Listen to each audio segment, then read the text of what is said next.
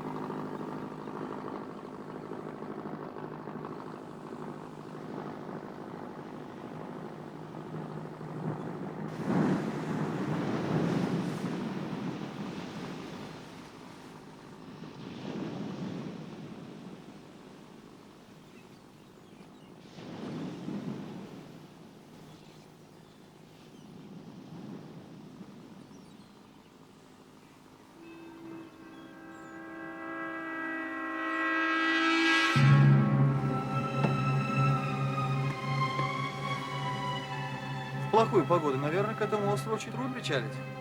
Когда дует юго-западный, сюда и вовсе не причалить. Остров отрезает от суши на неделю, а то и больше.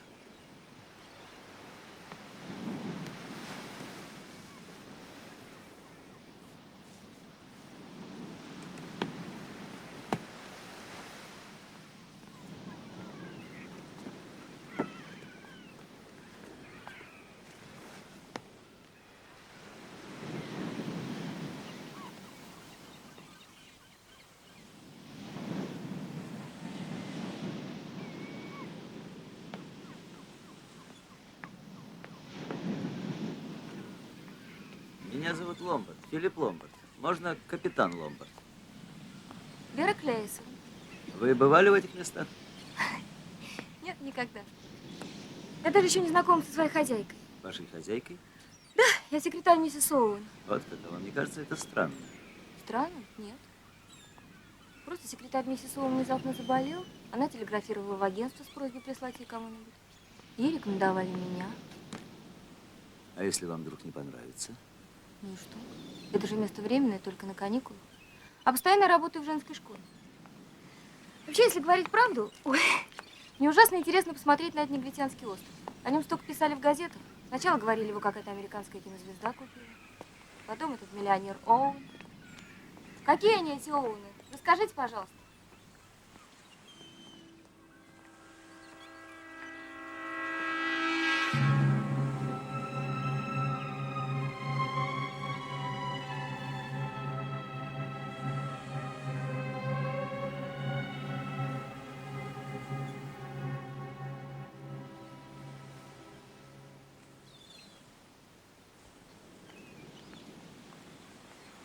Добрый вечер, господа. К сожалению, мистера Оуэна задержали дела. Он сможет прибыть только завтра. Оригинальное начало.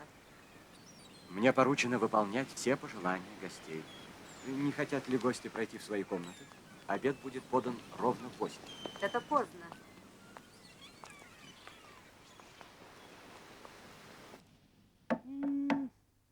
этом доме жучок. Да-да. Этого не может быть, мисс Брент. Все так говорят, а потом, а сделать ничего нельзя.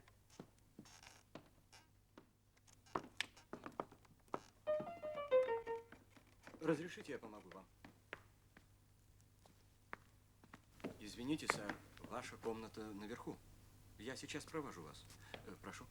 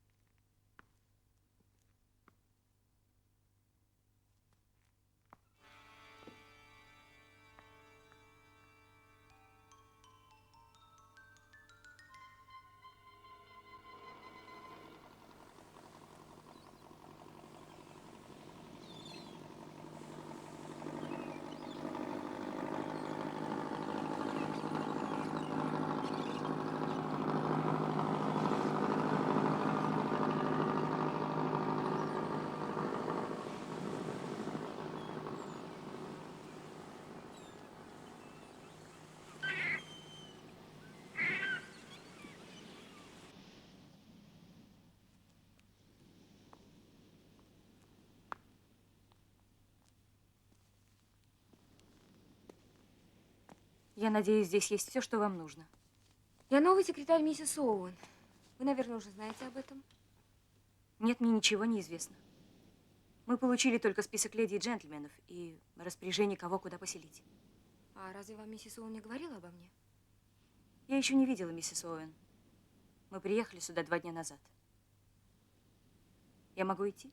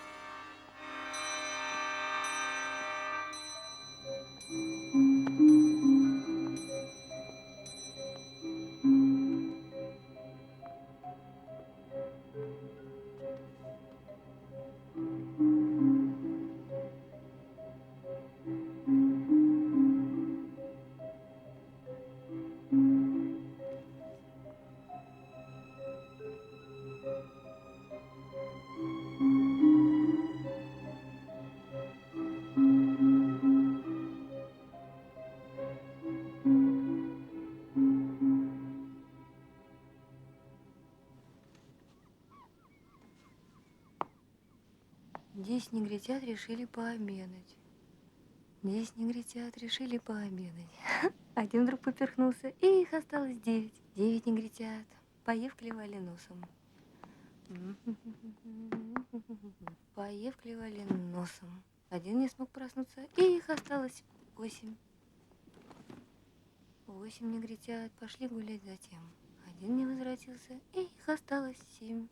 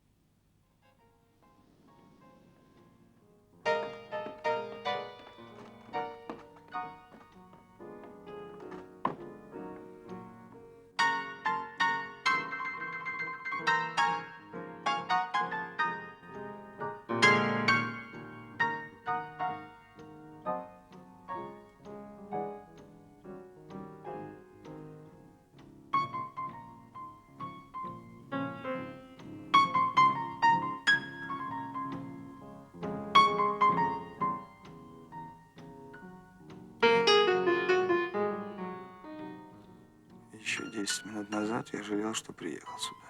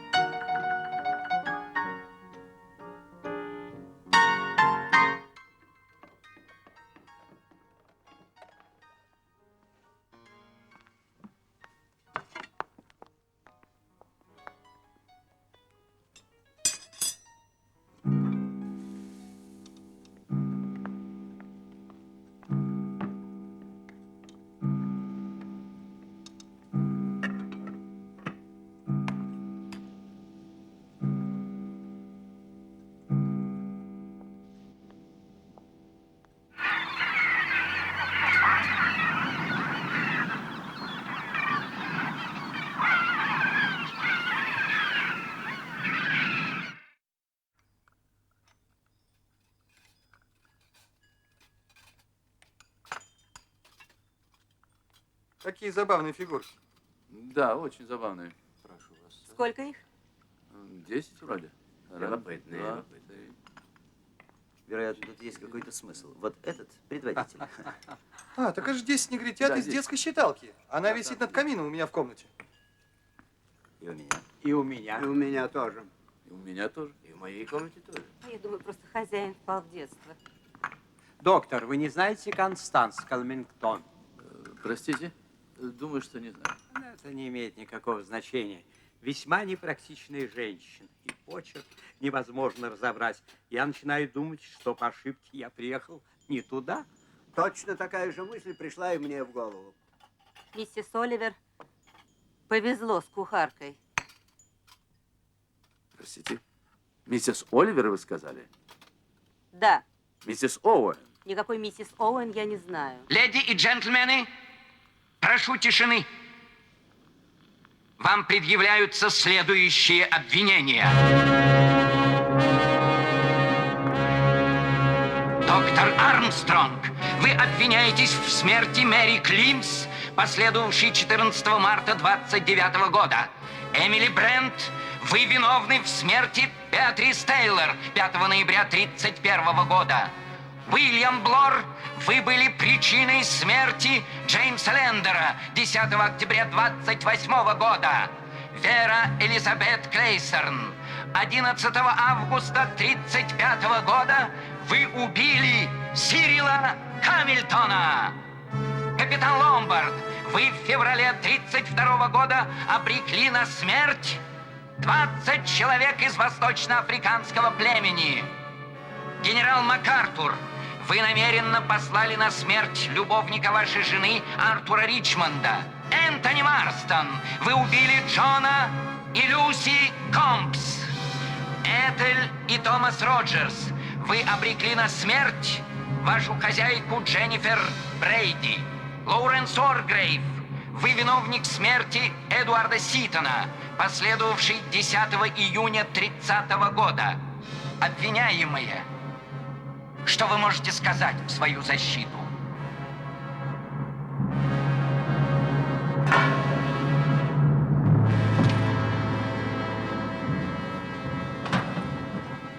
Доктор! Доктор, быстрее! Ничего страшного. Обыкновенный обморок. Роджерс, воды. Помогите. Кладите ее сюда.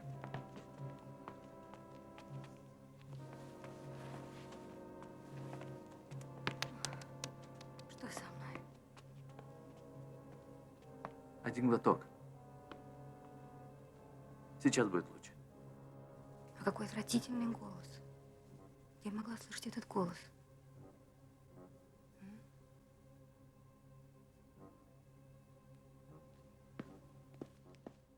Да что это такое?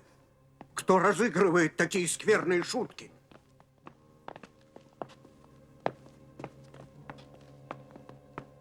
Ну, конечно, так оно и есть. Что?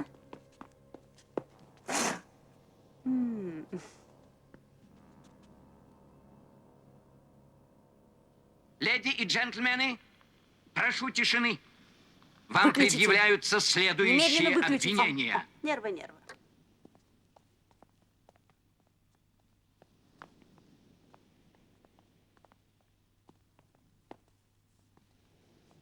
Сейчас, миссис Роджерс, будет лучше. Обыкновенный обморок. Это все из-за голоса. Такой ужасный голос. Мне казалось, что он читает приговор. Должен вам заявить, господа, что все это гнусная ложь. От начала и до конца. Какая глупая и злая шутка. Вы думаете, что это Да, шутка? но мы забываем одно обстоятельство. Кто мог завести эту чертовщину? Роджерс! Роджерс! Да, сэр? Кто завел граммофон и поставил пластинку? Вы, Роджерс? Я не знал, что это за пластинка, сэр. Богом клянусь, не знал. Охотно верю, но все же вам лучше объясниться. Я выполнял указания, сэр. Чьи указания? Мистера Оуэна.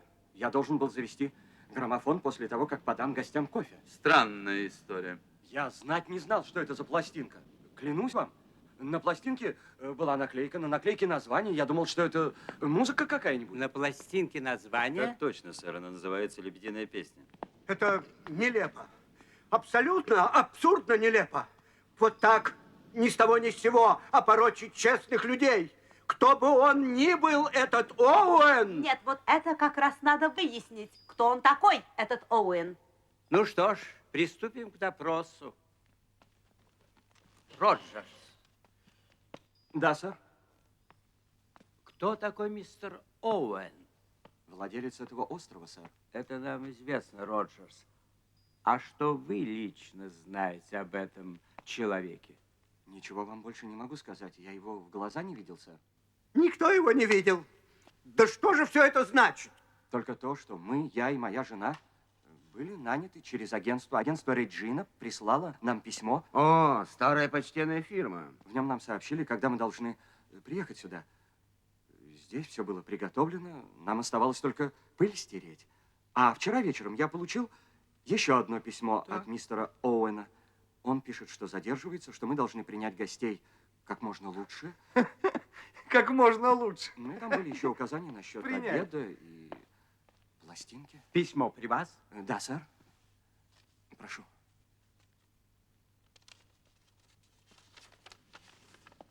Отправлено из отеля Риц.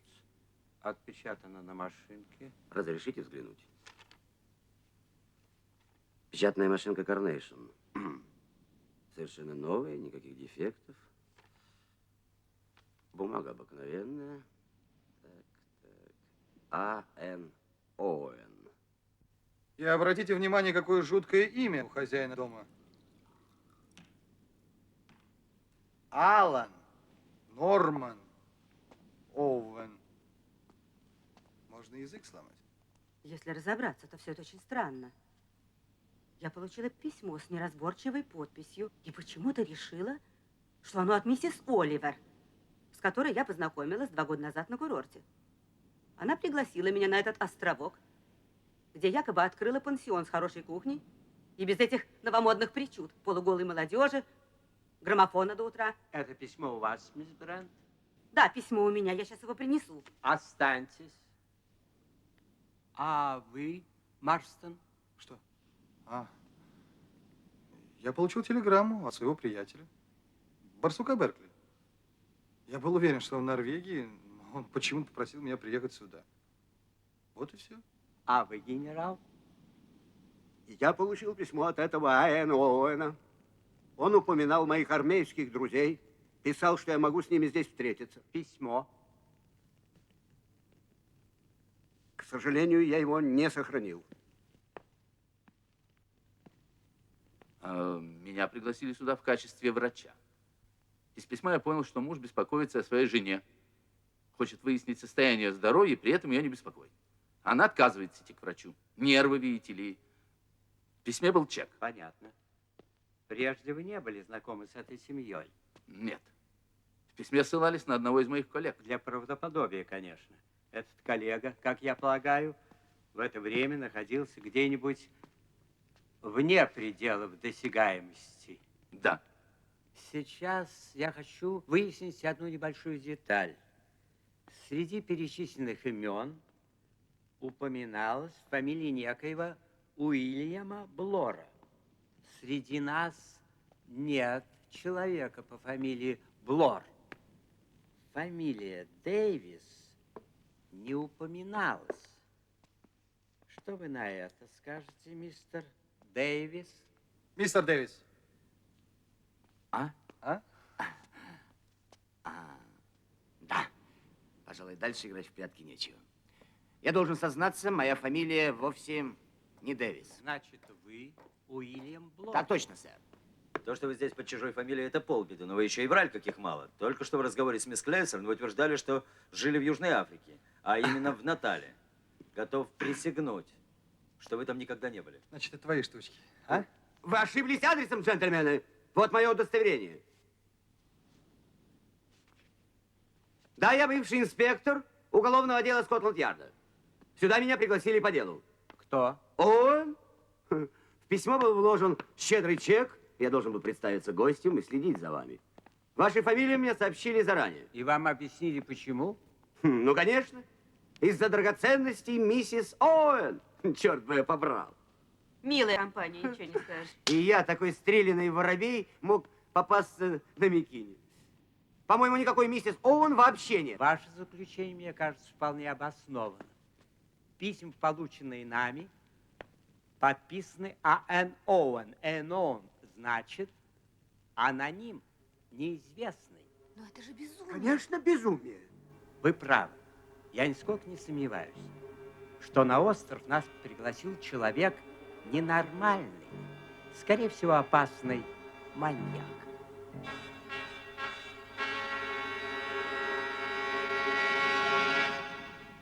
Человек, заманивший нас в эту ловушку, позаботился собрать сведения о каждом из нас и предъявил нам обвинение. Все это ложь. Это подло. Клевета, низкая клевета. Не делали мы этого. Меня неизвестный судья обвинил в смерти некоего Эдуарда Ситона.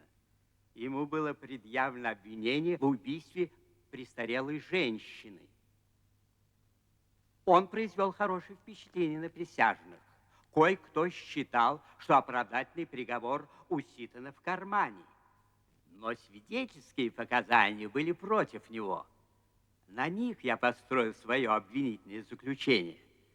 Я сумел убедить присяжных вынести Ситону смертный приговор. Заверяю вас, моя совесть абсолютно чиста. Приговорив к смерти убийцу, я выполнил свой долг и только. Мистер Оргрейв, а вы никогда не встречались с Ситоном раньше? Я никогда я Ситона не встречал до процесса. Я хочу рассказать об этом мальчике. Я была его гувернанткой, мы жили на море. Ему запрещали далеко уплывать. Однажды я отвлеклась, и он уплыл. Я кинулась к нему, но было поздно. Это было ужасно, ужасно, ужасно. Но моей вины в этом нет. Меня исследователь абсолютно оправдал. И мать его была ко мне добра. Не знаю, кому понадобилось. Это гадко. Успокойтесь, успокойтесь, милочка, мы вам верим. Все это ложь и клевета. Он просто ненормальный, этот тип. Его место в сумасшедшем доме. На подобные обвинения можно не обращать внимания, но я считаю своим долгом сказать, что в этой истории про молодого Ричмонда нет ни слова правды. У меня был офицер Ричмонд. Я послал его на задание. Его убили. На войне это случается сплошь и рядом. Но больше всего меня огорчает попытка опорочить мою жену, эту безупречную во всех отношениях женщину. Что касается этих туземцев, Да, что с туземцами? все это чистая правда. Я бросил их на произвол судьбы. Речь шла о жизни и смерти. И я с приятелем смылся, прихватив с собой боеприпасы. Позор. Вы, офицер, бросили ваших людей и обрекли их на смерть? Ну, поступок, скажем, не совсем достойный белого господина, но самосохранение есть первый долг человека. К тому же, эти туземцы не так боятся умереть, как мы, европейцы. Боже. И вы оставили их умирать. Вот именно. Что вы на меня так смотрите? Я вообще ничего не понимаю. Я убил Джона Лиси Компс. Ха, я убил. Абсурд. Бред. Я убил. Ой. Правильно. Это, наверное, те двое ребятишек, которых я задавил недалеко от Кембриджа. Жутко не повезло. Кому не повезло? Вам или им? Это был просто несчастный случай. Кстати, меня на год лишили прав. Недопустимо ездить с такой скоростью. Такие люди, как вы, опасны для общества. Мы живем век скорости.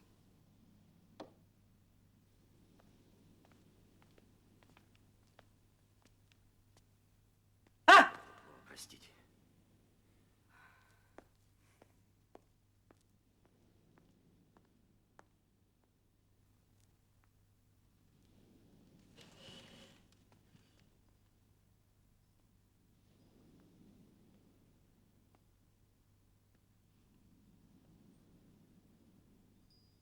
Вы ждете моих признаний?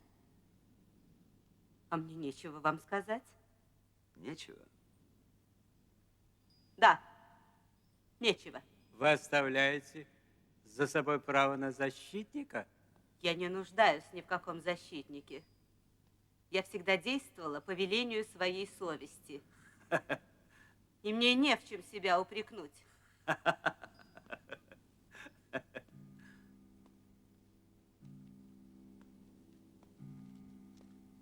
Ну, а вы что нам скажете в свое оправдание, мистер Блор?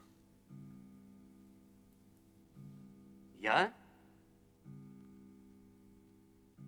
Ваше имя было в списке.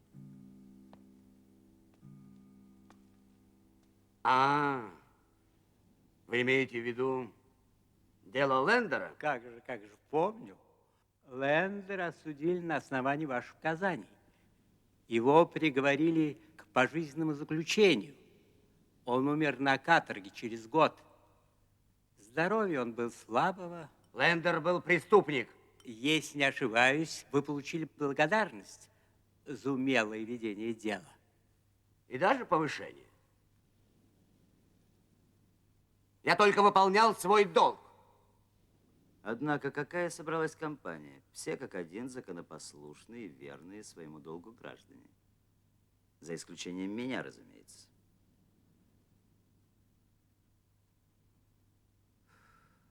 Ну а вы, доктор, что скажете вы? Нашалили по врачебной части? Запрещенная операция?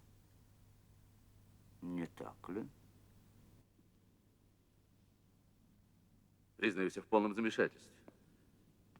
Имя моей жертвы мне ни о чем не говорит. Как ее там звали? Клис Клоус? Я не помню пациентку с такой фамилией. Может быть, речь идет о какой-нибудь операции в госпитале? Да, часто бывает, что к нам обращаются слишком поздно, когда уже ничего сделать нельзя. Пациент, естественно, умирает, потом родные обвиняют хирурга. Попадал я в подобные ситуации. Если позволите, господа, я бы тоже хотел сказать несколько слов. Валяйте. Этот голос упоминал меня и миссис Роджерс. Мисс Брейди. Мы поступили служить к мисс Брейди, когда она уже была больна. А в ту ночь, когда у нее начался приступ, разыгралась настоящая буря. Телефон не работал, и мы не могли позвать доктора. Я пошел за ним пешком, но врач подоспел слишком поздно. Мы сделали все, чтобы ее спасти. Мы ее очень любили. Это вам всякий скажет. А после ее смерти вы, конечно, получили маленькое наследство. Мисс Брейди оставила нам наследство в награду за верную службу. А, собственно, почему бы она не могла этого сделать? Хотел бы я знать. Ну что ж, расследование на этом придется прекратить. Скажите, Роджерс, Да, сэр? кто-нибудь еще есть на этом острове, кроме вас и вашей жены? Здесь никого больше нет, сэр. Вы в этом уверены? Абсолютно. Надо отсюда уезжать сегодня же вечером. Прошу прощения, сэр, но на острове нет лодки. Что, ни одной? Вот именно. А как же вы общаетесь с берегом? Баркас, на котором вы прибыли, приходит сюда каждое утро. Он привозит хлеб, молоко, почту. Вот завтра утром и уеду. Да, вы правы. А я не могу уехать, не приняв боя. Все это смахивает на детективный роман. В этом надо разобраться. Незнакомец бросил нам вызов. Я готов его принять.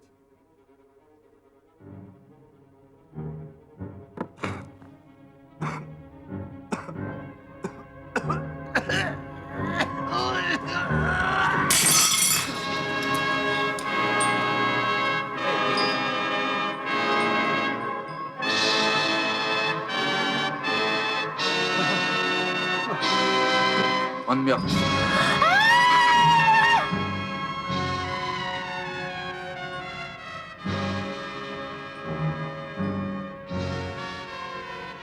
Вы хотите сказать, что этот молодой человек поперхнулся и от этого умер? Вот. И в расцвете жизни нас подстерегает смерть.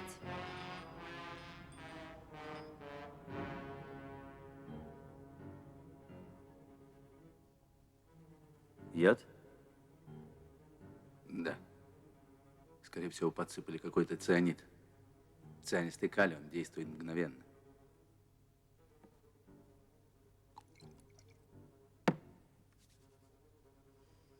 В бутылке ничего нет. Яд был только в стакане? Похоже на это. Что же, он сам себе подсыпал яду в стакан? Самоубийство? Не верю я в это, доктор. Не такой парень этот Марстон, чтобы покончить с собой подобным способом.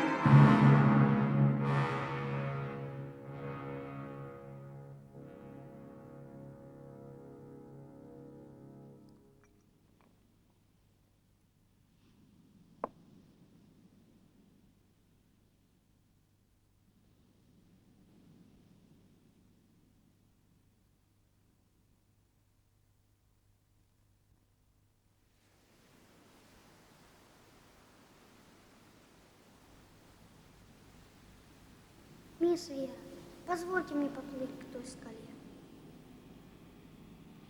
Я вас очень прошу. Нет, нет, Сирил, я не могу вам этого разрешить. Пожалуйста. Это далеко. Мисс Вера, ну позвольте мне поплыть к той скале.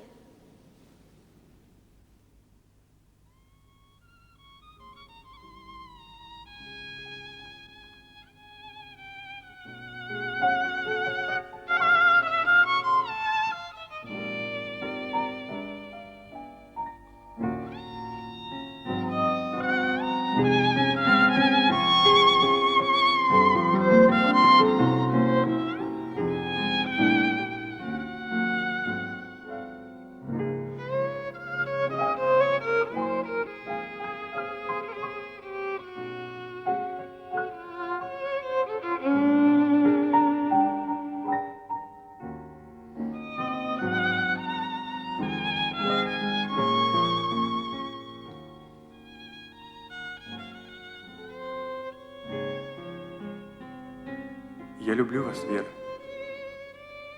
Я не решаюсь просить вашей руки. У меня нет ни гроша. А ведь совсем недавно я считал себя богатым, пока не родился мальчик.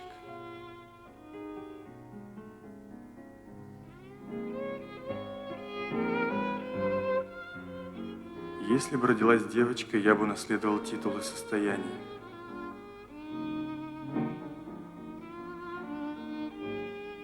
Знаете, в жизни все вопрос удачи. Но Сирил милый мальчик, и я к нему привязался.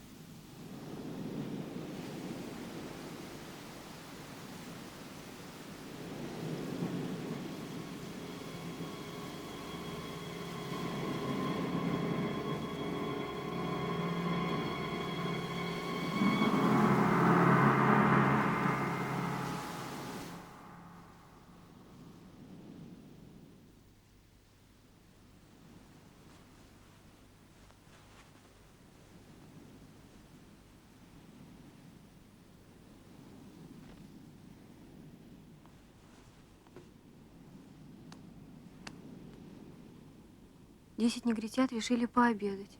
Один вдруг поперхнулся.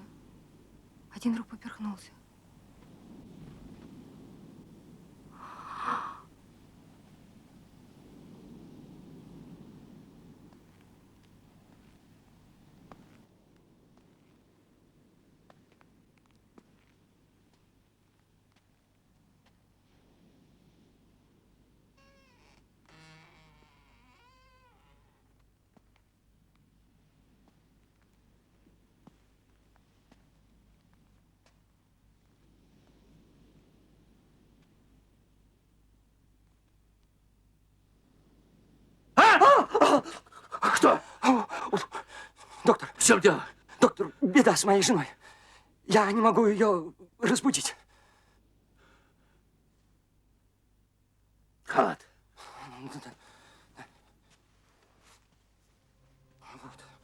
Вот. Пожалуйста. Увы, все кончено. Неужели она... Роджерс, она принимала что-нибудь перед сном? Что-нибудь от бессонницы? Вчера вечером она принимала только то, что вы ей дали. Доктор.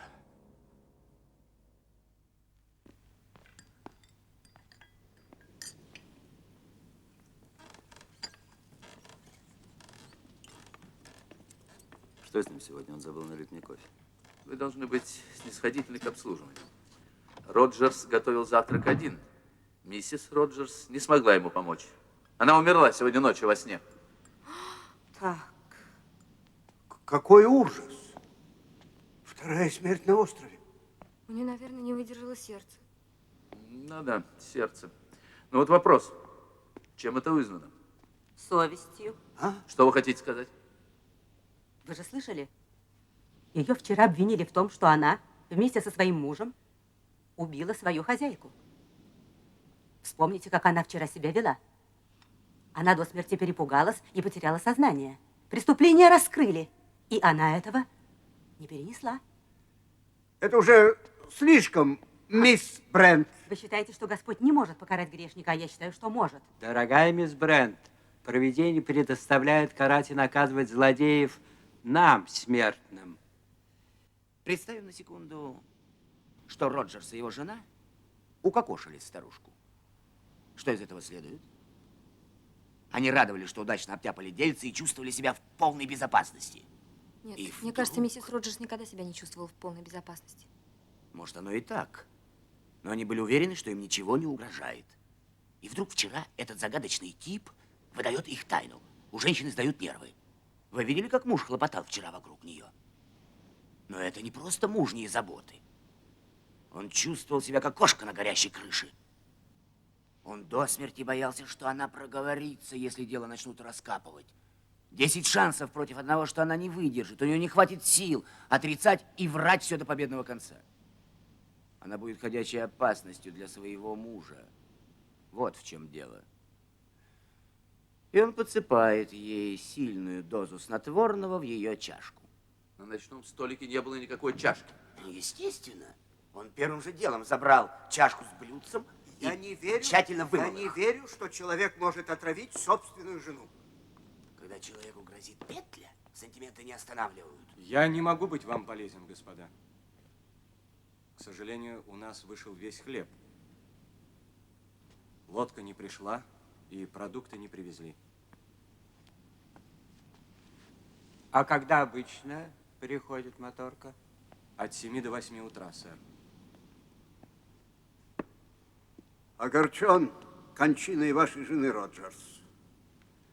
Доктор только что сообщил нам эту печальную весть. Благодарю вас, сэр. Роджерс, примите мои соболезнования. Мы все скорбим. И мои тоже. Благодарю. Извините.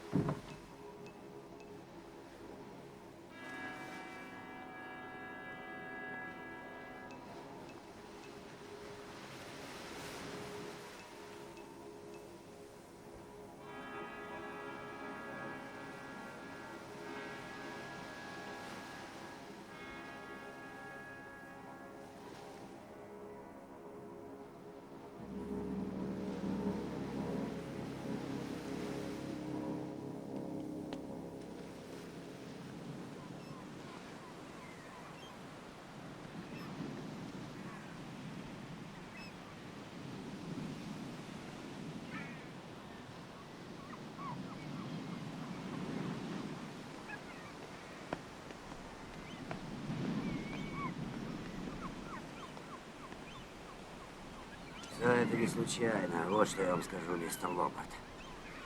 Так задумано. Здесь все одно к одному.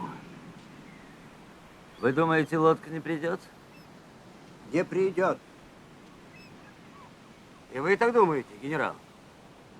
Мы рассчитывали, что лодка увезет нас с острова. А на самом деле мы никуда отсюда не уедем. Это конец. Вы понимаете? Конец. Здесь царит покой. Полный покой. Бессмысленно что-либо предпринимать. Бессмысленно. Вот и спятила Вера. Похоже, мы все здесь в конце концов спятим. Что-то не похоже, чтобы вы спятили. Да, меня трудно свести с ума. Не думаю, чтобы вам это угрожало, мистер Ломбард.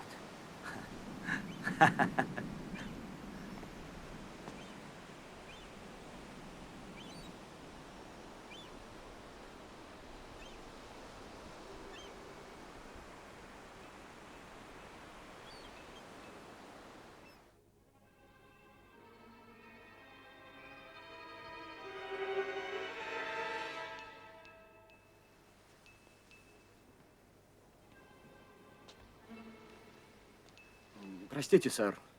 Мне очень нужно переговорить с вами с глазу на глаз. В чем дело, приятель? Пожалуйста, в дом. М?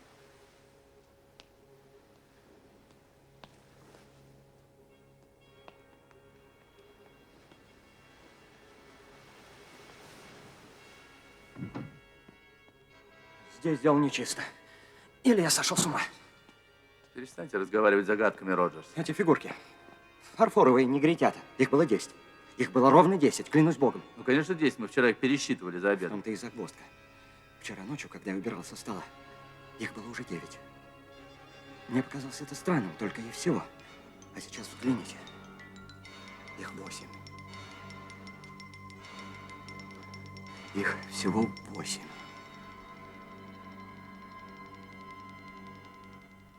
Скажите, мисс Брент, вы действительно верите в то, что сказали за завтраком? Что вы имеете в виду? Ну, неужели этот Роджерс и его супруга могли прикончить эту старушку? Меня это не касается. Мисс Брент, если это обвинение справедливо, значит... Вы же слышали, мистер Ломбард сам признался, что отправил на тот свет 20 человек. Ну, это были негры. Негры белые, какая разница, они наши братья. Но вас, конечно, интересует мой случай. Пожалуйста. Вчера не могла об этом сказать, я не так воспитана, чтобы говорить на подобные темы в мужском обществе. Беатрис Тейлор была моя служанка, милая, услужливая. И вдруг я узнаю, что она, это 16-летнее создание, беременна, неизвестно от кого. Разумеется, мне пришлось ее выгнать. Ее родители, порядочные люди, не захотели покрывать ее грех. И что с ней случилось? Но когда все от нее отвернулись, она совершила грех еще более тяжкий. Убилась? Она утопилась.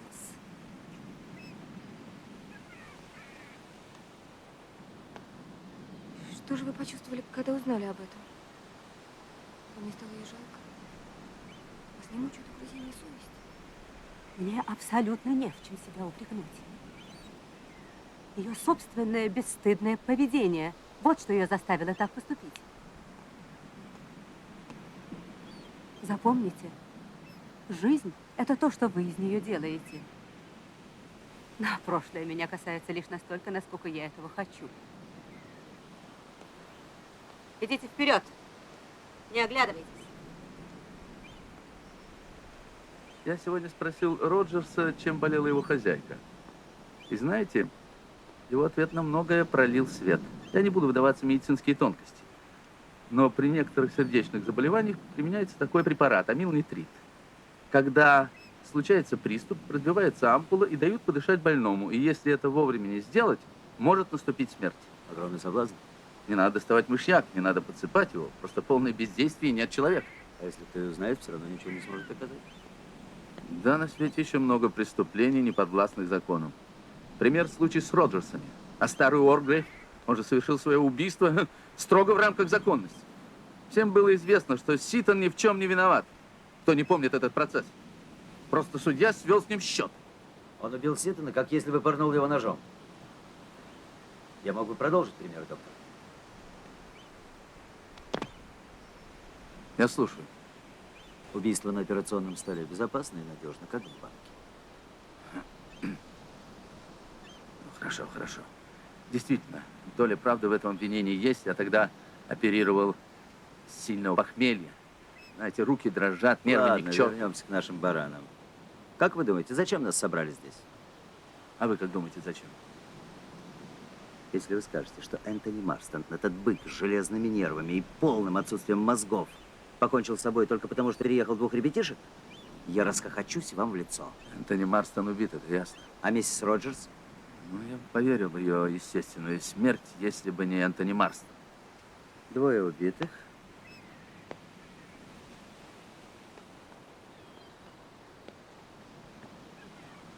И 2 негритенка исчезли.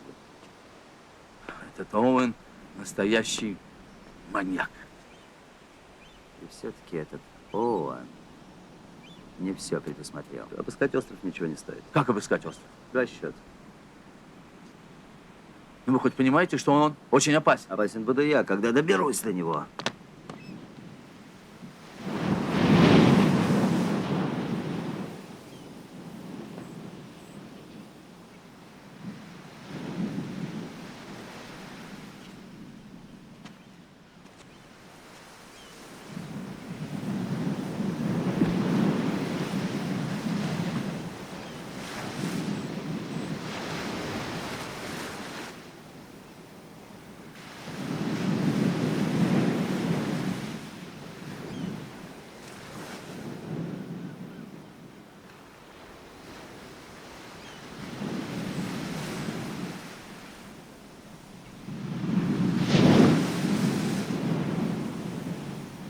Как кошка. Да, этому парню я бы палец в рот не положил. Почему? Вот вы, доктор, случайно не прихватили с собой пистолет? Зачем? А мистер Ломбард захватил с собой эту игрушку. Она у него за поясом. Вот сила привычки. Люди, не расстающиеся с пистолетом, существуют только в приключенческих романах.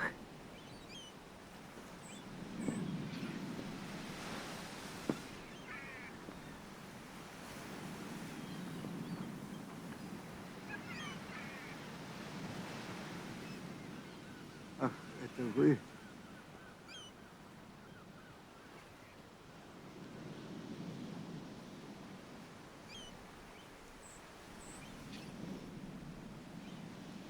Вам нравится смотреть на море? Нравится. Здесь хорошо ждать. Ждать? А чего вы ждете? Конца. И вы это знаете так же хорошо, как и я. Мы все ждем конца. Что вы хотите сказать? Никто из нас не покинет остров. Таков план мистера Оуэна. И вам это известно. Одного вы не можете понять. Какое это облегчение. Облегчение. Я любил Лесли. Очень любил. Если это ваша жена? Я любил ее и гордился ею. Вот почему я это сделал. Вы хотите сказать, то... Какой смысл отпираться, раз мы все скоро умрем? Да, я послал Ричмонда на смерть. Это было убийство. Тогда я ни о чем не жалел.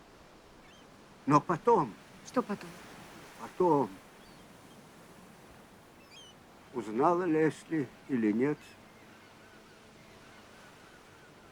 Только она совсем отдалилась от меня. С тех пор стала чужим человеком. Потом она умерла. И я остался один. Вам тоже станет легче, когда вы почувствуете, что это конец. Я не понимаю. А я понимаю, дитя мое. Понимаю.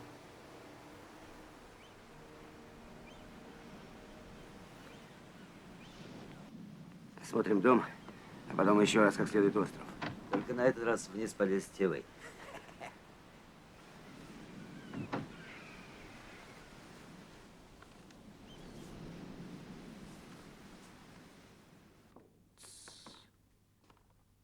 Шаги. Это спальня Роджерс? Там же покойница. Как же мы не догадались? Лучшего места, где можно было бы спрятаться и найти.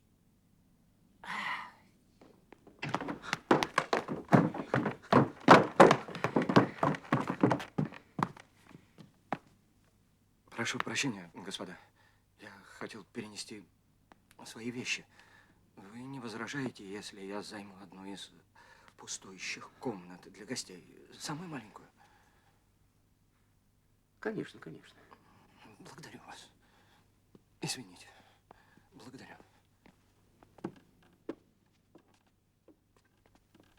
Хотела бы все-таки знать, чем она отравилась.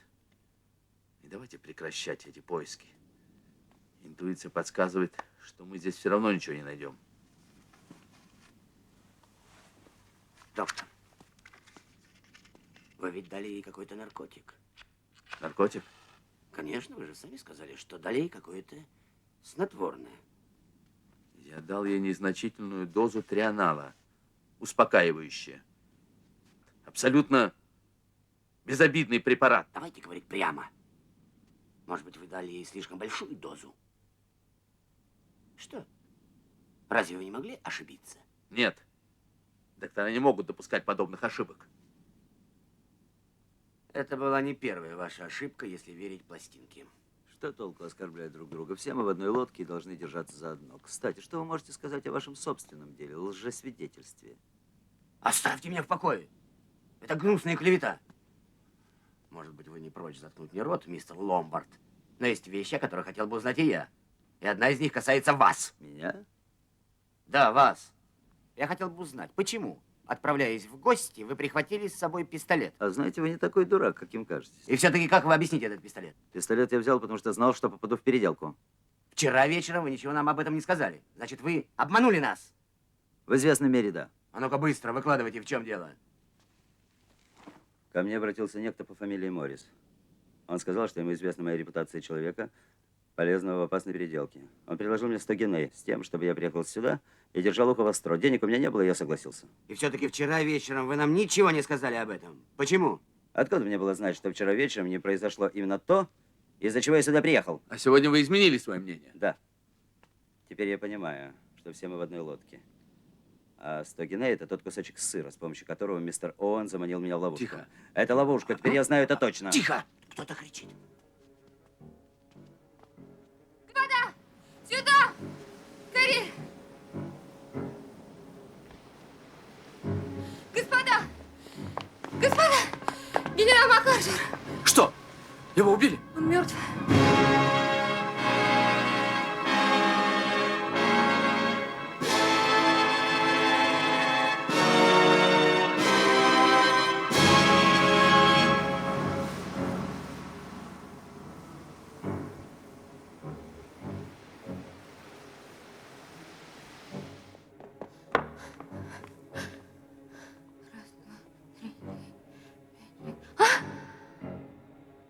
Извините, мисс, но я только хотел... Вы правы, Роджерс. Их всего 7.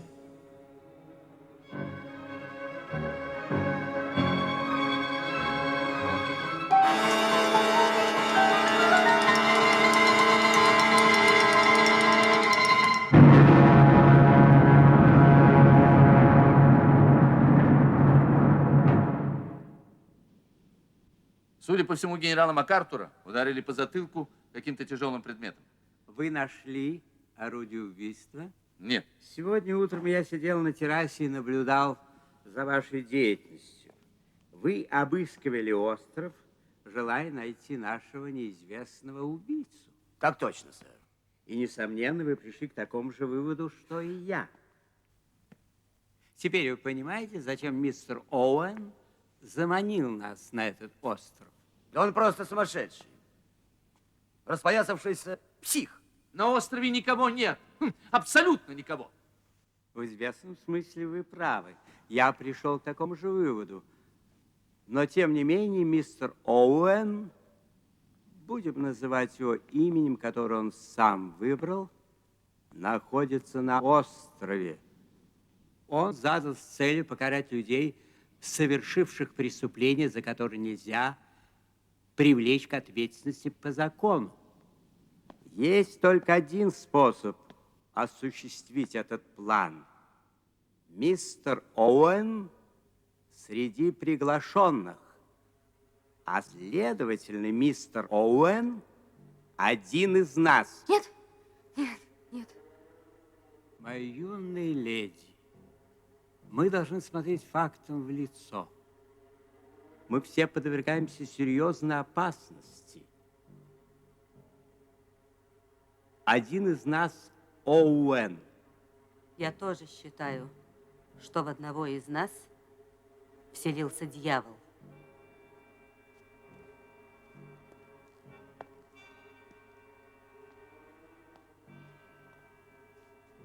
Надеюсь, вы не подозреваете женщин? Значит, если я вас правильно понял, вы считаете, что женщина не способна на убийство? Вовсе нет. И все же, мне кажется... Как вы думаете, доктор, женщина могла бы прикончить беднягу МакАртура? Вполне. Будь у нее под руками подходящее орудие, скажем, палка. Две другие смерти произошли в результате отравления.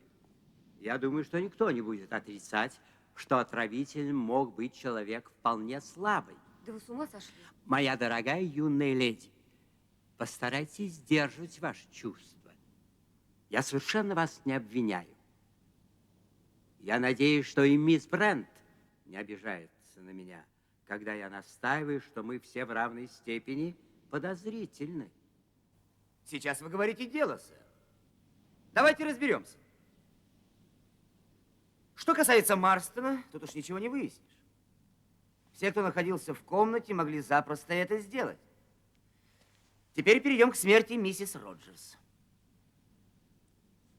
Здесь, прежде всего, на подозрение ее муж и доктор. Любому из них сделать это было все равно, что раз плюнуть. Я протестую. Неслыханно. Это неслыханно.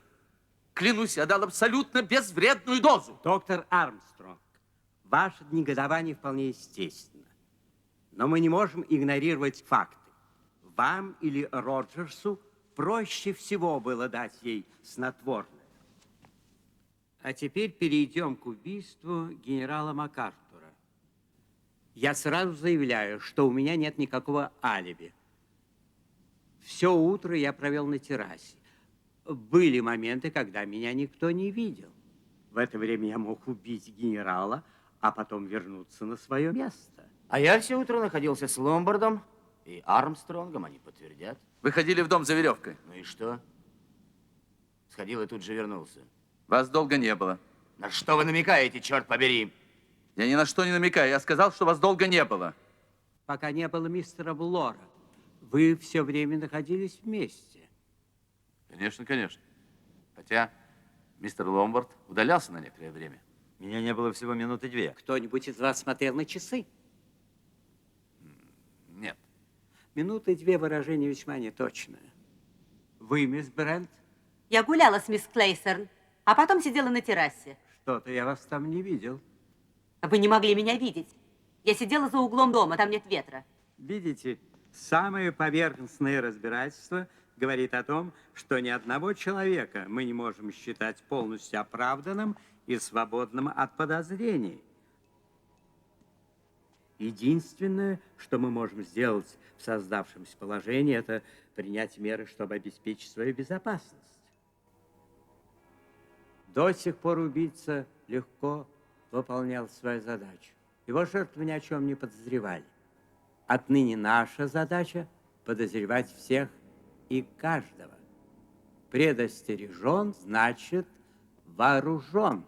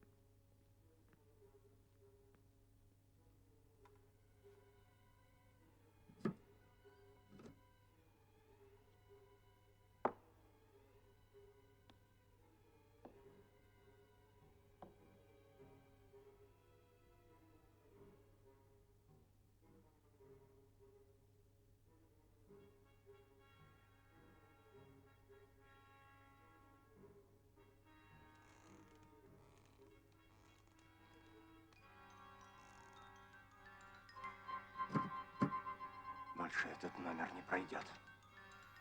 Все.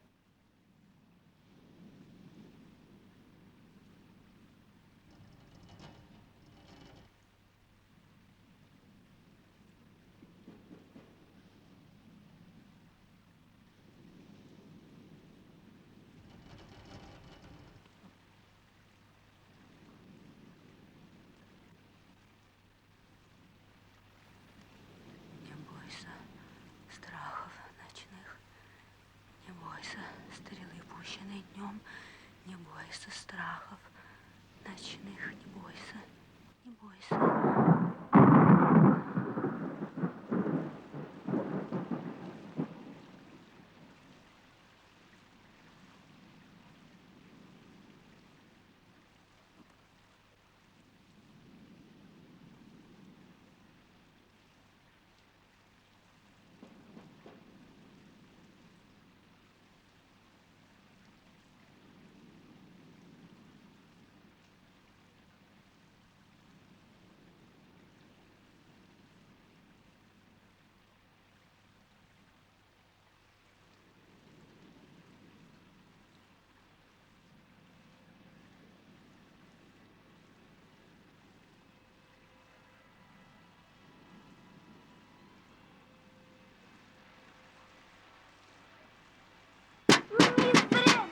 Пустите меня! Мисс Брент! Это я, Беатрис Тейлор! Вы! Я же вам сказала, вы уволены. Мне холодно! Мисс Брент, пустите! Убирайся! Я спать хочу! Спать!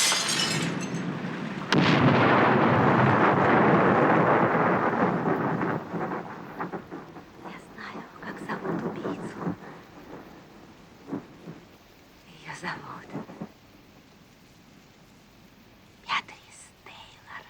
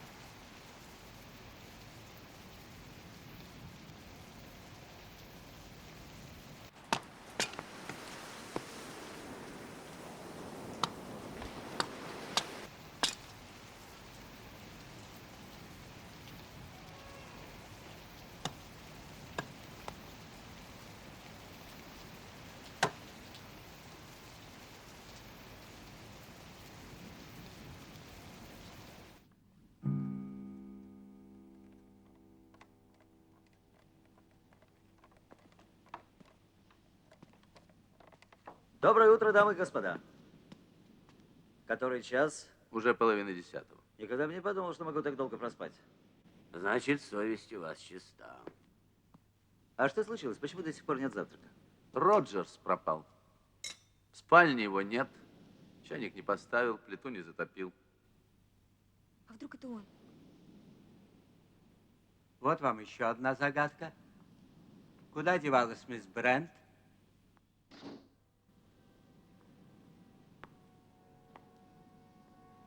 Доброе утро, господа. Море сегодня бурное, лодка вряд ли придет. И вы не побоялись одна бродить по острову? Неужели вы не понимаете, как это опасно? Уверяю вас, я была очень осторожна. Вы не видели Роджерса? Нет. А что, он исчез? Смотрите. Посмотрите на негритят. Их 6.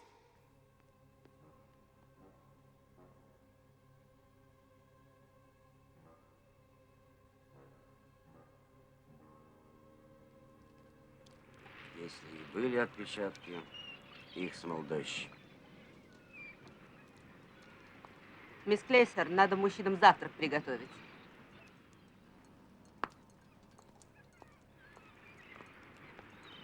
Завтрак будет готов через 30-40 минут.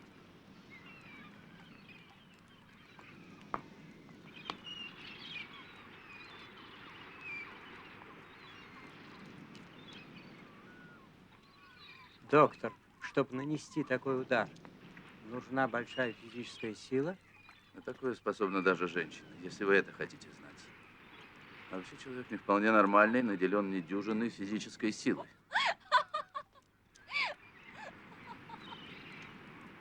Может быть, на острове Ули есть. Скажите, пожалуйста, где мне меду искать? Мисс Клейсер.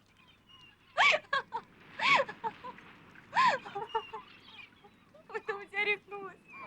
Вы что, это дурацкой считалки не читали? Не читали? Она в каждой комнате висит для всеобщего обозрения. 7 негритят махали топором. Один себя перерубил, остались 6. Да вы сразу сюда бежать должны были, если вы не полный идиот. А теперь все будет как в следующей считалке. 6 негритят стали в улье играть. Одному ужалил шмель, их осталось 5. Я вот спрашиваю, где этот шмель?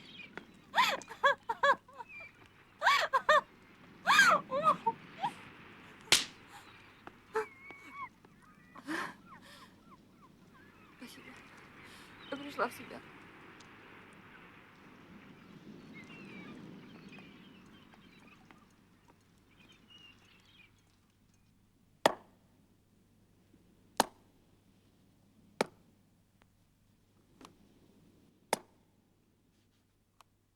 Ну и самообладание у вас, мисс Брент. Я долго жила в Индии. Мой отец был полковник. Спасибо, мисс Клейсер.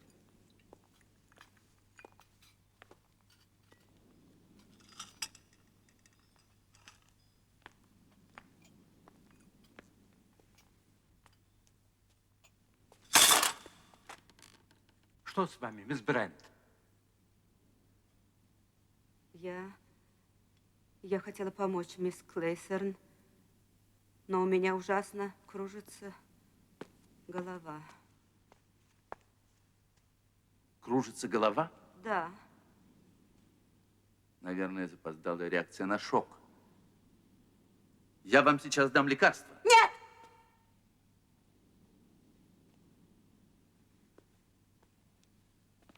Я посижу спокойно, и все пройдет.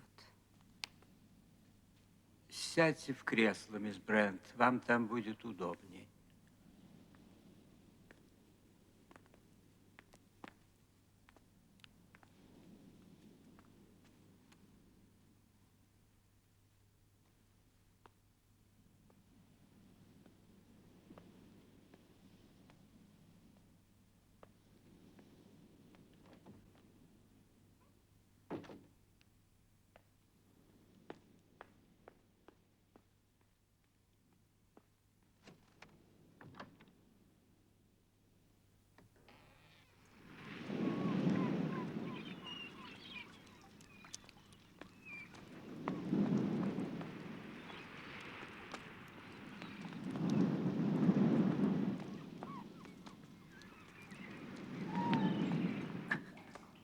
Ну и работенка у нас.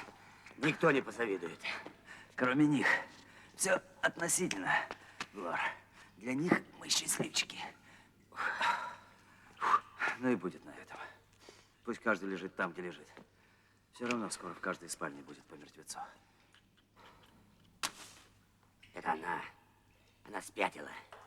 Со старыми девами такое случается. Я утром зашел на кухню и увидел, как она там шурует. Спокойная, аккуратная. Даже передник не забыла нацепить. А передник, небось, миссис Роджерс. И говорит, завтрак будет готов через 40 минут. Она чокнулась. Помешалась на религиозной почве. Думает, она орудие Господа. Знаете, что она каждую ночь читает у себя в комнате Библию? Но это еще не является доказательством ненормальности, Блор. Утром, когда убили Роджерса, она ходила к морю. Убийца первым делом влез бы в постель и притворился спящим. Вы меня не поняли, мистер Ломбард. Она могла бродить по острову только в том случае, если бы была уверена, что ей нечего бояться. То есть, если убийца, она. Дельная мысль. Это не приходило мне в голову. Я рад, что вы меня больше не подозреваете, Блор. Я было подумал на вас. Пистолет, знаете ли, да историю вы рассказали весьма странную. Потом понял. Это было бы слишком просто и очевидно. Надеюсь, насчет меня вы придерживаетесь такого же мнения? Единственное, что могу сказать, если убийца вы замечательный актер, и я снимаю перед вами шляпу.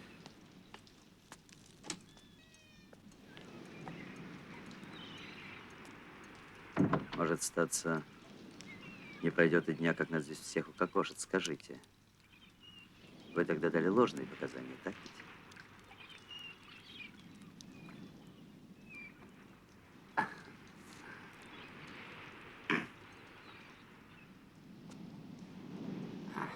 Ладно, теперь уже не имеет значения. Лендер был невиновен, это точно. Шайка приперла меня, и мы упрятали его за решетку. Но учтите, я в этом никогда не сознаюсь. При свидетелях вы хотите сказать? Нет, это останется между нами. Надеюсь, вы получили приличный куш? Не получила половину того, что обещали. А Лендер дали срок, и он умер на каторге. Откуда я знал, что он умрет? Действительно, откуда вам было это знать? Просто вам не повезло. Мне? Вы хотите сказать ему? И вам тоже, Блор. Потому что это событие очень сильно сократит и ваши дни. Мои дни? Ну уж нет. Кто угодно, только не я. Уж я сумею за себя постоять, будьте уверены. Не люблю держать пари. К тому же, если вас убьют, то отдаст мне выигрыш.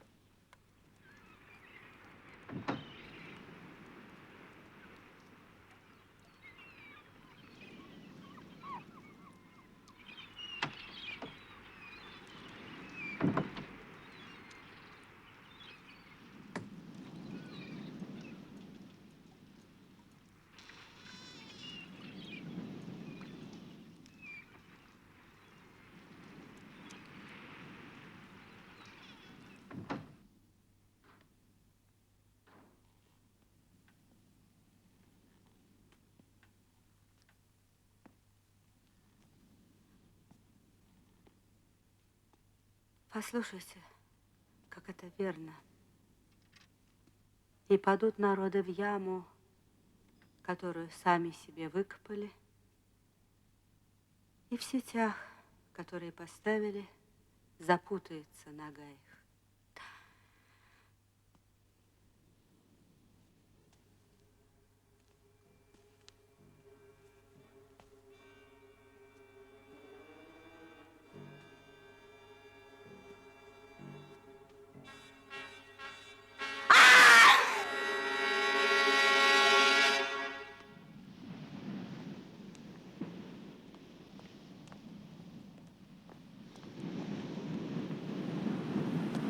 Я считаю, что пора прекращать поиски. Убийца сидит в гостиной. Пари держу. Убийца – старое дело. Доказательства. Доказательства? Идемте.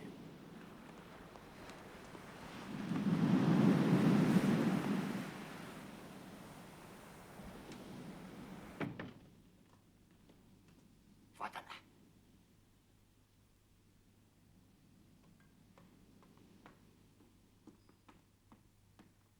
Мисс Брент!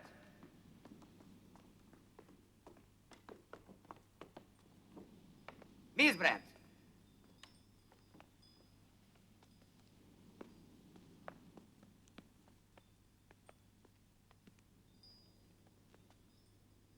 Фу, черт. Она мертва.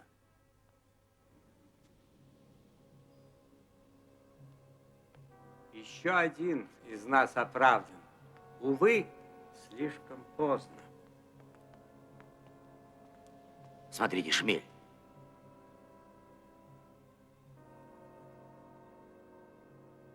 Нет, нет. Это не укус. Ей сделали укол. Это след от шприца.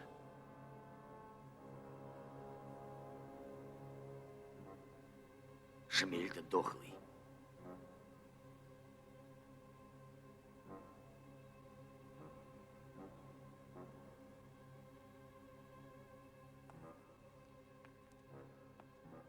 Одного ужалил Шмель, и их осталось 5. А он шутник, этот парень. Хочет, чтобы все было слово в слово, как в этой проклятой считалке. Это сумасшествие. Надеюсь, что мы все же сумеем сохранить здравый смысл. Никто из вас не привез с собой шприц? Я привез. Я всегда вожу с собой шприц. Так делают все доктора. Это правда.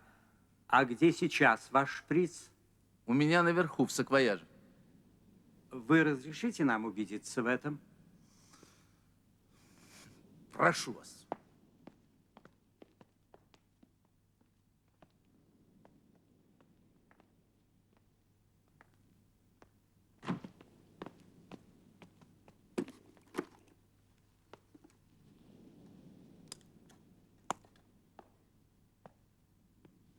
Шприц украли. У меня украли шприц, вы видите?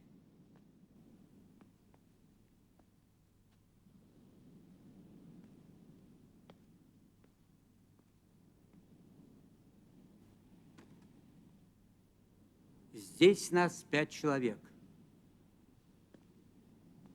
Один из нас убийца. Положение становится все более опасным. Необходимо действовать. Мистер Ломбард, говорят, у вас есть пистолет? Чтобы я отдал пистолет? Да никогда в жизни. Мистер Ломбард, я знаю, вы мужчина сильный, но отставной инспектор не слабее вас. Доктор Армстронг и я встанем на сторону Блора и будем ему помогать, как сумеем. Ну что ж, раз вы тут все заодно, я его сейчас принесу. Пожалуй, будет лучше, если мы составим вам компанию. Раз так, прошу.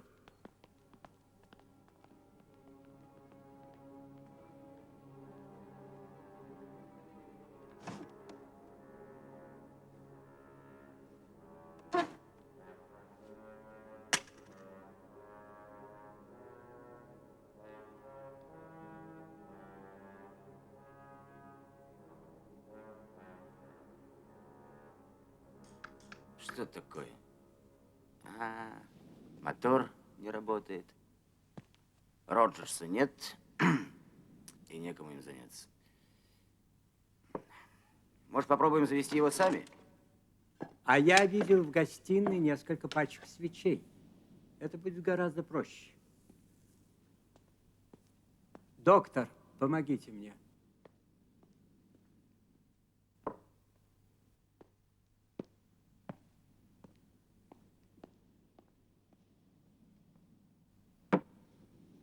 А где же все-таки пистолет? Ну, здесь, в доме. По моему скромному мнению, ответить на этот вопрос может только хозяин оружия. Вы болван, Блор. Сколько раз можно повторять, что пистолет у меня украли? Ой, мне ужасно разболелась голова. Пойду лягу. Конечно, конечно. Мы постережем ваш сон. Вас проводить? Нет, нет, благодарю вас. Если что, я позову.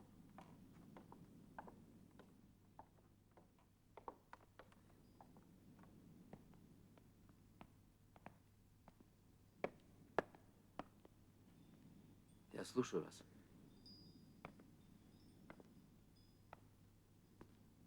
Мне показалось, что вы хотите что-то сказать. Чем больше я думаю об этом деле, тем больше мне кажется, что все нити ведут к одному человеку. А тем временем нас всех перебьют в постелях. Что ж, согласен. Но одно условие. Держаться все вместе. Тот, кто ходит в одиночку, играет на руку маньяку.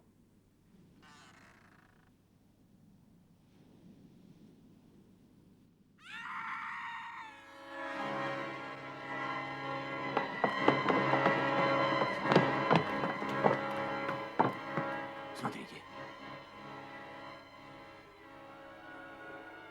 Мисс Клэйсон.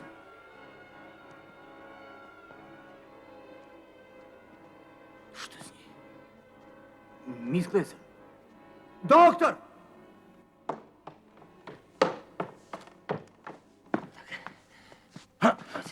Что это? Голову на подушку. Вот так.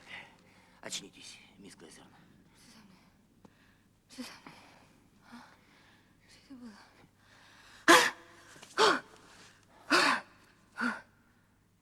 Водоросли. Водоросли. При чем здесь водоросли? Выпейте, мисс Клэйсон. Вам станет лучше. Где вы это взяли? Я взял это на кухне. Браво, Вера, я вижу, здравый смысл вам не изменил. Что такое? Что? Что? Только попробуйте сказать, что я отравитель. Вот, пожалуйста. Вот первое преступление, которое не пошло по заранее намеченной программе. Думаете, меня хотели убить?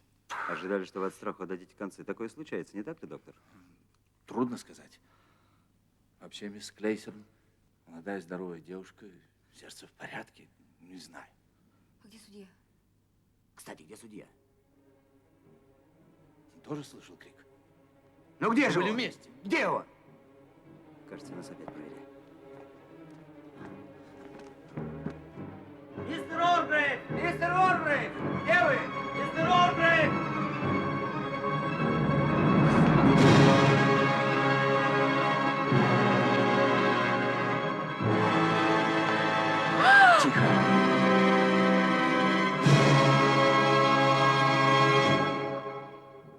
Судья убит.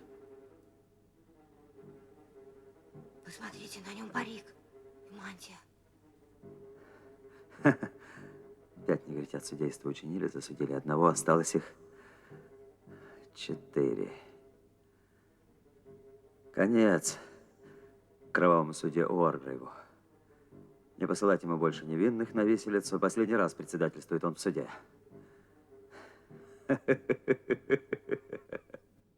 Вот бы посмеялся Эдвард Ситон, будь он здесь. Нас всего 4. Чья очередь теперь? А? Если мы примем меры и будем осторожны. Вы повторяете слова судьи. Он тоже так говорил, а вот теперь убит. Разыграно как по нотам. Убийцу удалось напугать, мисс Клейстерн, а дальше все пошло по его плану. Почему же мы не слышали выстрелов? Вы кричали, ветер выл. Все орали, кто во что гораст. Разве услышишь выстрел? Но больше мы в ловушку не попадемся. В следующий раз ему придется придумать что-нибудь посложнее.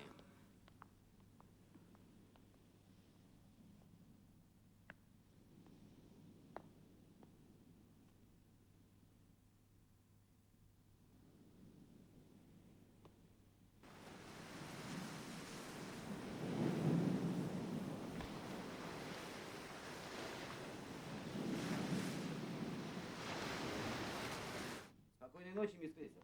Не забудьте запереться. В случае чего кричите. Да-да, конечно. Спокойной ночи, мисс Клейсон. Спокойной ночи.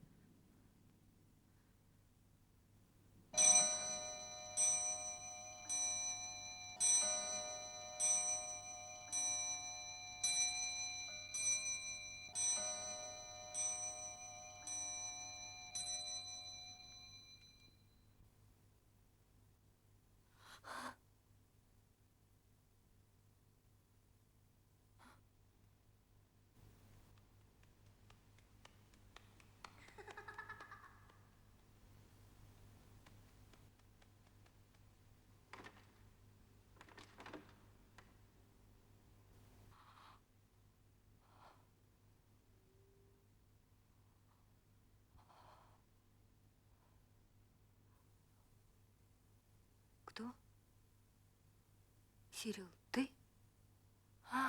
Сирил. Сейчас, малыш. Сейчас я тебя открою. Сейчас, малыш. Сейчас.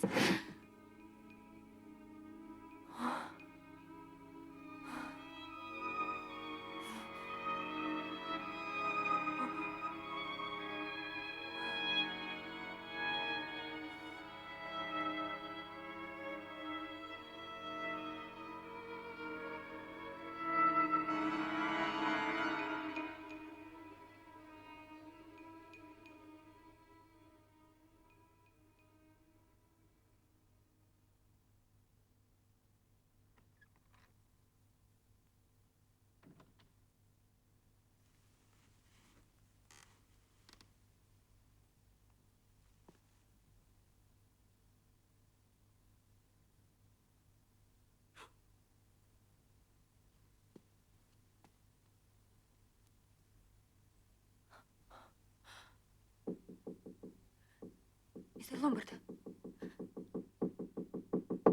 Мистер Ломбард. Мистер Ломбард, это я, откройте.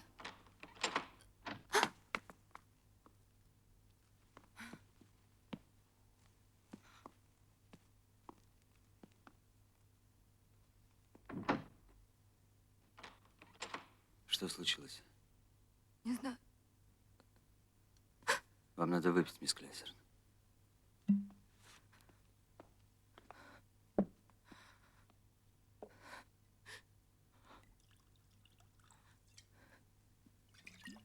Мне страшно. Мне страшно, мистер Ломбард. Мне страшно. Выпейте. Вам станет легче. Выпейте. Выпейте, мисс Клейсерн. Главное пережить эту ночь, а там кошмар рассеется. Успокойтесь.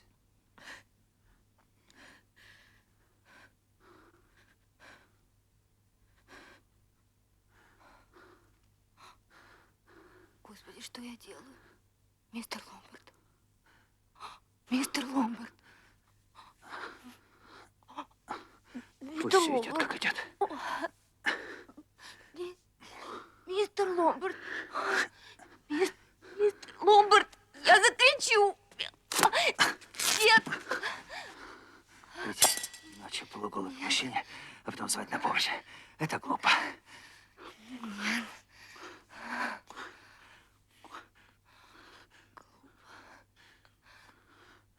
Действительно, как все глупо.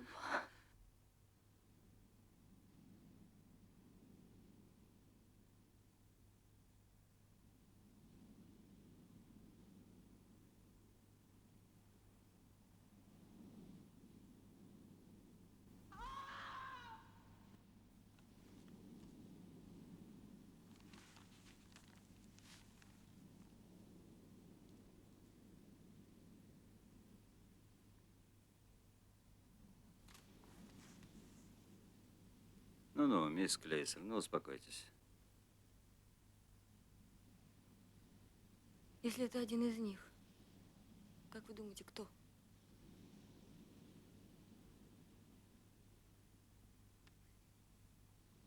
Из ваших слов я понял, что нас с вами вы исключаете. Я с вами совершенно согласен. Я точно знаю, что я не убийца, да и у вас нет ничего ненормального. Спасибо. Ну, мисс Клейсер, неужели вы не вернете мне мой комплимент?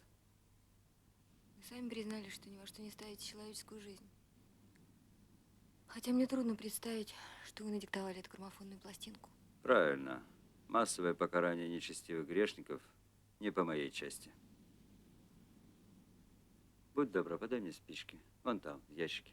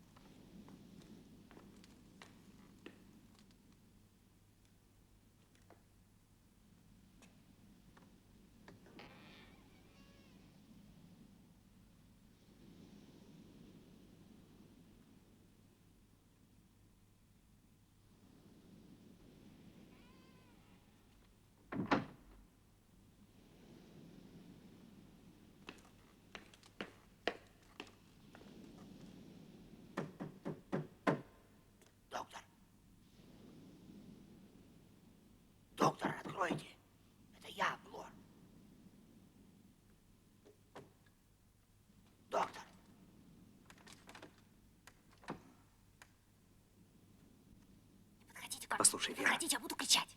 я сам готов завыть от злости. Говорю тебе, пистолет мне подбросили. Для меня это такая же неожиданность, как для тебя.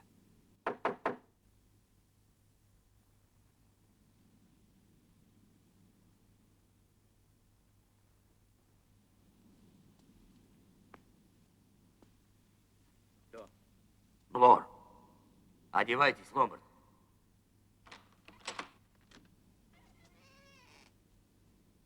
Что-нибудь случилось? Да уберите вы фонарь. Случилось. Армстронга нет в комнате. Нет у себя и мисс Клейсерн. Мисс Клейсерн у меня. Ей было страшно одной. Мисс Клейсерн, вы здесь? Да. Ну что ж, по крайней мере, это естественно. Вот именно, приятель. Такое иногда случается между мужчиной и женщиной. Армстронга нет в комнате. Я слышал крик на улице. В погоню, Блор. Теперь-то мы его не упустим. Подождите.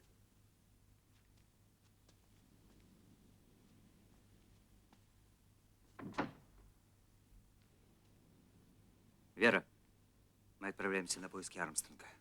Дверь никому не открывать. Если появится доктор и скажет, что мы с Блором убиты, не обращай внимания.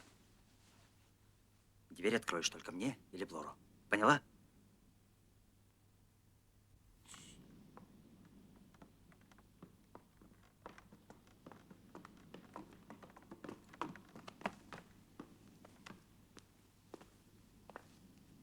Только будьте начеку, Ломбард. Не забывайте, у него пистолет. В этом вы ошибаетесь. Пистолет снова у меня. Мне его подбросили на прежнее место. Ну что, вперед. Охота начинается. Не будьте идиотом, не собираюсь я вас убивать.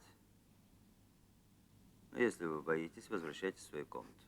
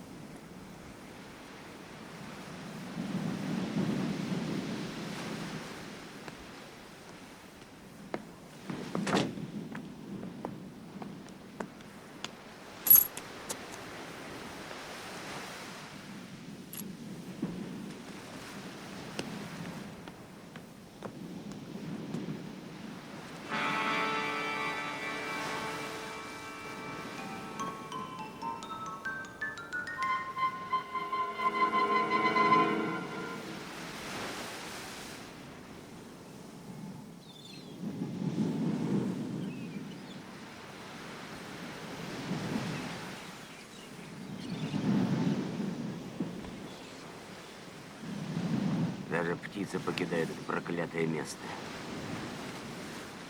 Штормит. Опять ни одна лодка не сможет причалить к острову. Осталось всего 3 негритенка. Значит, Армстронг убит. Почему же вы не нашли его труп? Действительно странно. Мы обыскали весь дом и остров. Его могли сбросить в море. Кто, вы? Я? Этого я не знаю.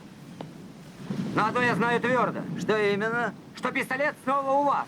Болван, я же сказал, что мне его подбросили. Да за кого вы меня принимаете? Какого черта Армстронгу или кому другому подбрасывать вам эту игрушку?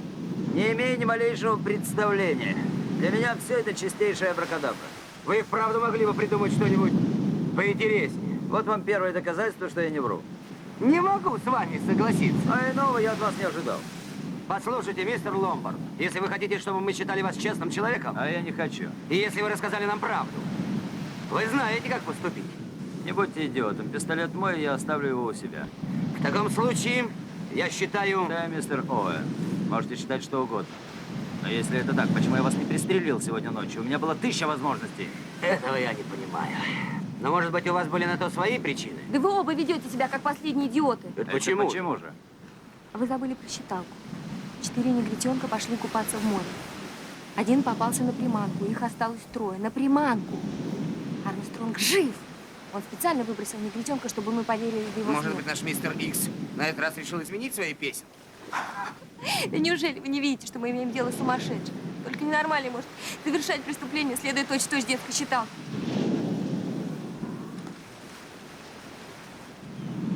Но во всяком всяком случае, зоопарка здесь нет. Какого зоопарка? О котором говорится в следующем куплете. Пошли в зверинец погулять все трое. Одного загрыз медведь, их осталось двое.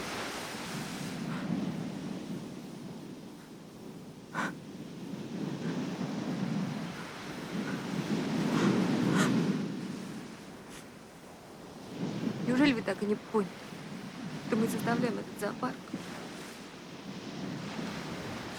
Ведь у нас не осталось ничего человеческого. Мы превратились в зверей.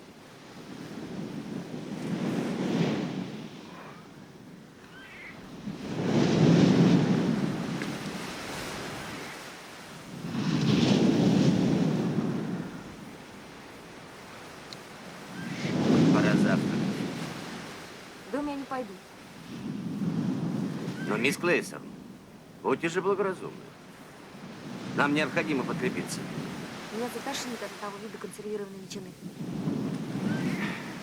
Ну, а что до меня, то я без трехразового питания обойтись не могу. А как вы, мистер Ломбард? Я, пожалуй, останусь с мисс Клейсон. Ну, как хотите, для ваших ужин. Но помните, мы договорились действовать заодно. Боитесь? Хотите, составлю вам компанию? Вы мне абсолютно не нужны. А, значит, вы все-таки меня боитесь. Да если бы я хотел, я бы мог пристрелить вас обоих, не сходя с места. Но пришлось бы нарушить принцип. По плану мы должны уйти один за другим в полном соответствии с этой паршивой Что-то вы считалкой. слишком уверенно об этом говорите. Откровенно говоря, не очень хочется одному уйти в этот дом. И поэтому вы хотите, чтобы я одолжил вам свой пистолет? Не выйдет. Ну, ладно.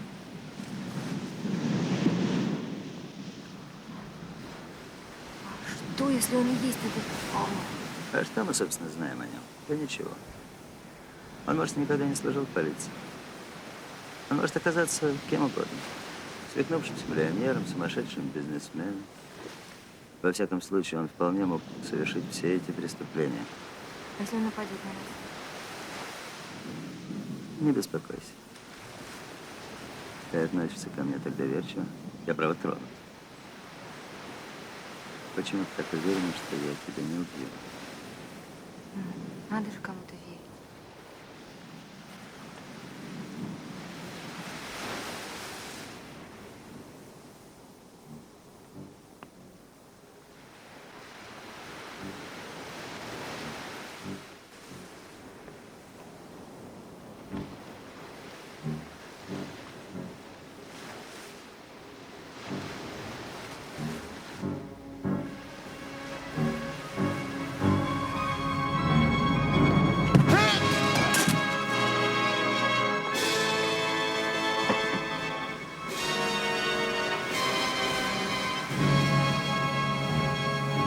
Там кто-то кричал.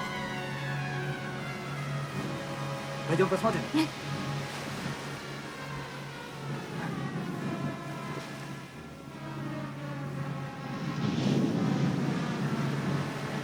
Блор убит!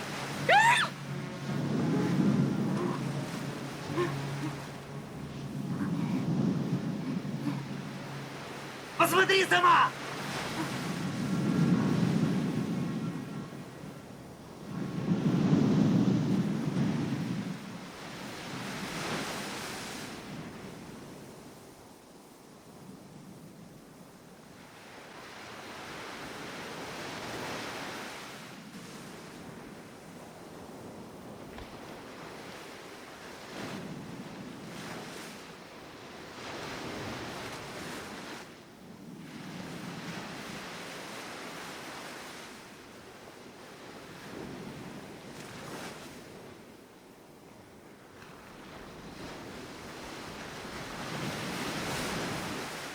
Чья это комната? Моя.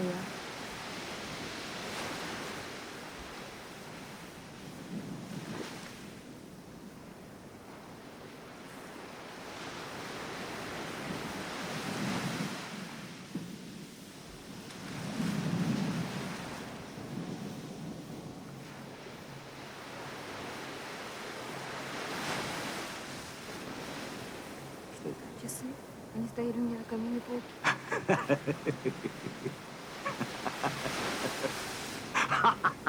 Одного схватил медведь, и их осталось двое. Ясно, что это Армстронг.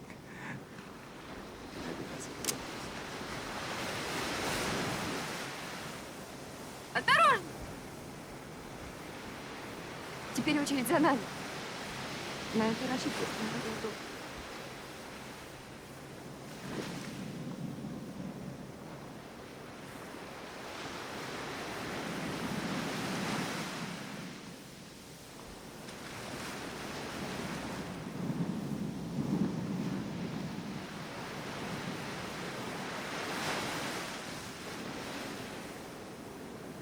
Может, спустимся к морю, там не подует.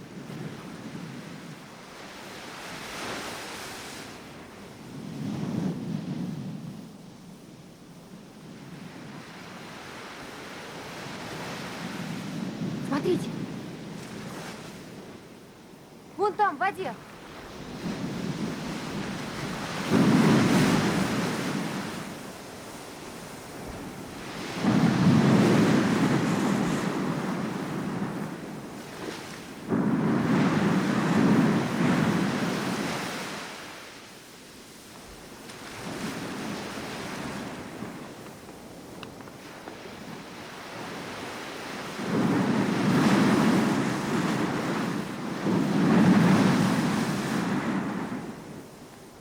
Да ведь это же Армстронг. Что скажешь, Вера? На острове кроме нас никого не осталось. Никого. Ты попала в самую точку. Теперь-то мы знаем, что нам делать. Мне кажется, что за нами все время кто-то следит. Я чувствую, что... Ерунда, я в сверхъестественные силы не верю. Тут дело рук человеческих. Просто это тебя совесть мучит. Скажи, этого мальчишку ты все-таки утопила? Нет, нет, нет, нет! Нет, я запрещаю вам так говорить. Бедняжка. Не знаю, в чем там дело, но догадываюсь, что здесь не обошлось без мужчины. Да. Не без мужчины. Бедный доктор Армстронг. Вот как в тебе проснулась жалость. А почему бы и нет? Разве вы никогда не испытывали жалость? Во всяком случае, не к тебе. Надо его убрать отсюда. По-моему, ему здесь неплохо. Помогите. Отойди.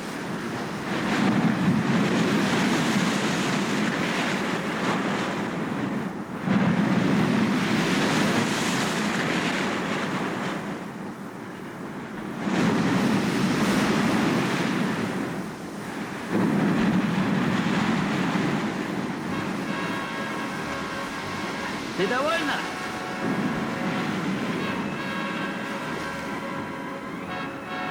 Вполне. Так вот в чем причина такой заботы о ближнем. Отдай пистолет. Послушай, милая, выслушай меня внимательно.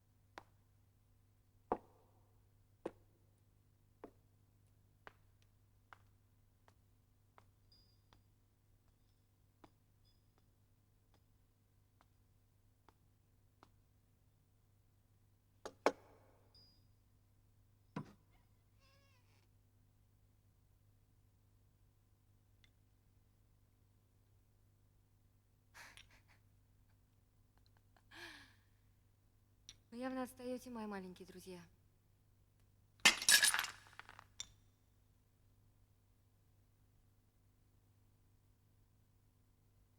Пойдем со мной, малыш. Мы выиграли эту партию.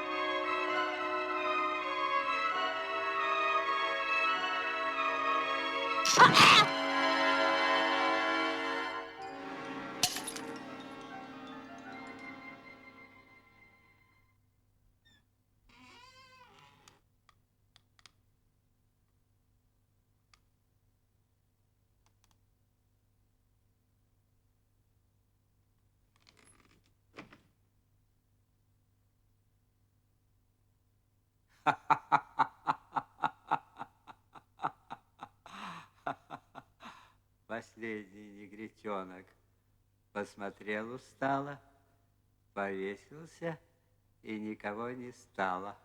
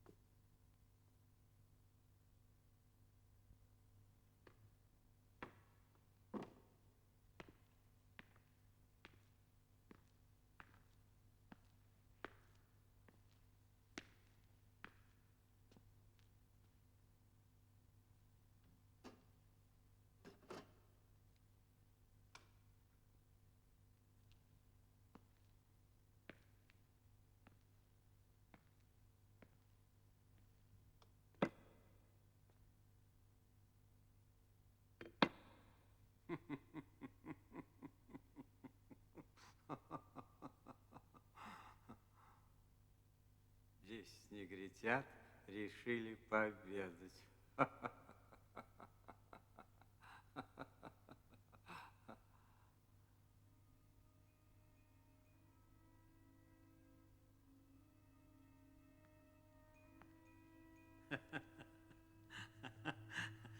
Никогда правосудие не поднималось на такую сияющую высоту, как поднялось оно здесь. Без шутовских колпаков и мантий, без продажных лгунов-адвокатов. Один на один судья и преступник. Один на один преступник и палач. Казнь. Вот альфа и омега истины. И она поняла это. Вера Клейсорн и сама привела мой приговор в исполнение. Значит, я прав. Я избран.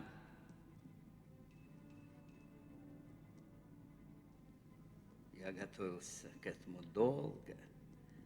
Сотни оправданных преступников, убийц, растлителей и столько же безвинно возведенных на эшафот развеяли мои сомнения окончательно.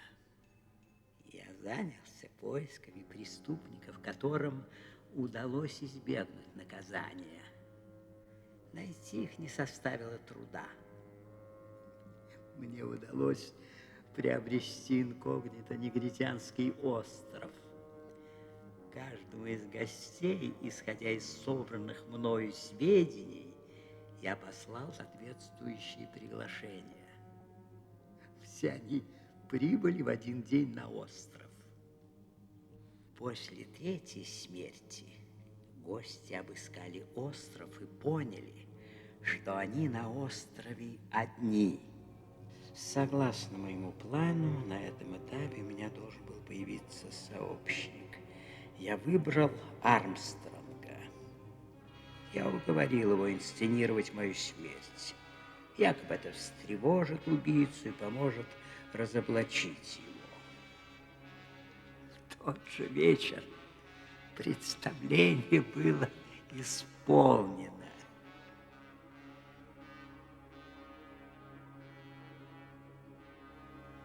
Больше обо мне никто не вспоминал. Я назначил свидание доктору в 2 часа ночи.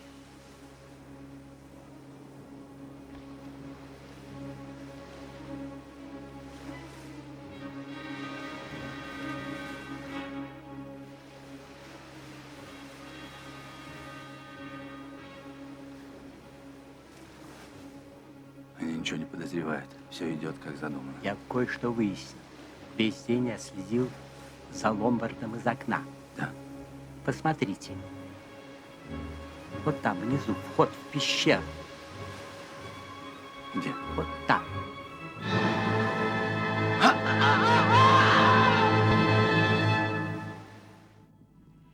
Теперь, когда долг мой выполнен и правосудие очищены от скверны, торжествует, я сделаю шаг, совершить который под силу только величайшему судье.